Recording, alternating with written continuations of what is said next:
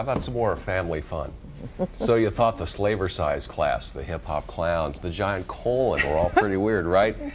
They weren't that weird. Tonight we got something weird. Toni Senecal is here with her grand Friday finale of Weird New York. Oh yes, all right. Let's start at the beginning, shall we?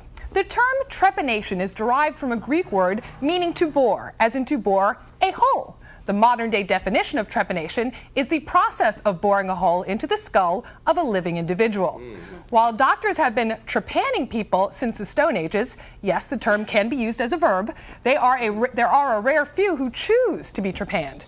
And I think you would agree, we consider them to be a little, you guessed it, weird.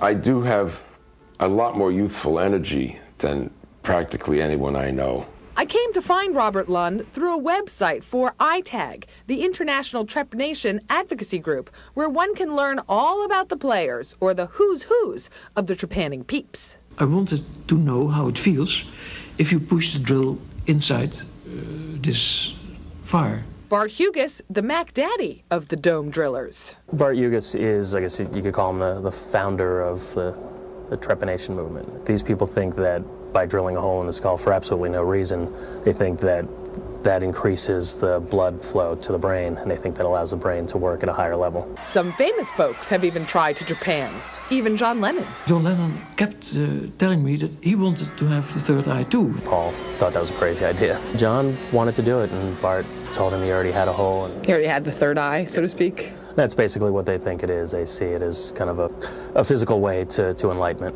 While electively drilling a hole in your head may be something new, we learned that the medical procedure is not. It dates back 7,000 years. That's the oldest well-dated example of a trepanning skull, and it comes from northern France. Every part of the world in the last 3,000, 4,000 years has populations that have performed trepanations. I think in the earliest stages of it, it was because of trauma to the head.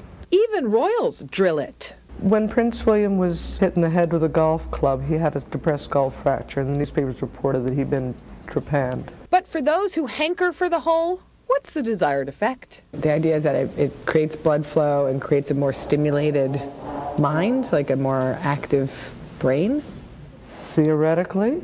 All right, bring back my buddy Robert. When I read what people say about when they've gotten trepanned and how it's changed their lives, all the things they say seem to apply to me. So can anyone try trepanning? You can go to a doctor and they won't perform this operation as elective surgery. You know, they'll make your cheeks look like a movie star, they'll fix your nose, they'll do all this kind of stuff, but they won't put a simple hole in your skull for some reason. Can I touch the hole? Oh yes, you can touch it. It's still a little soft. It's a little softer. Your brain is actually inside of a 3/8 inch thick sac that protects it. So you're not touching my brain. I'm touching the protective sac? Yeah. If you hold your finger there softly, just hold it there. Oh! It's pulsing on the inside. I can pulsate it. Pulse. I mean, pulsate. Whoa! That's trippy. That's weird. Thank you for letting us talk to you, and thank you for letting me touch your hole. Gee, people don't say that often. Ain't that a kick in the head? I want to add that my new best friend Robert did not undergo elective trepanation. He suffered a skull fracture when he was mugged a few years back, but even though his trepanation was for medical purposes to clean out the bone particles from his skull, he says he does reap the ancillary benefits claimed by self-trepanners. Got that? No. Good. Now, if you're looking for more weird, just log on to our website at WB11.com/WeirdNewYork. We too are looking for more weird. So if you have any ideas, email them to me. The address, WeirdNewYork@WB11.com. And I must thank my producer, Pat Ivers, whose weird well never runs dry, and Dave Scanlon in D-Vision for his really weird editing. Thanks, guys. Wow, what a week. What a week, baby. I feel like don't try this at home. Yeah, do not try this at home. But some people that have self-trepanned have actually used power tools. Power tools.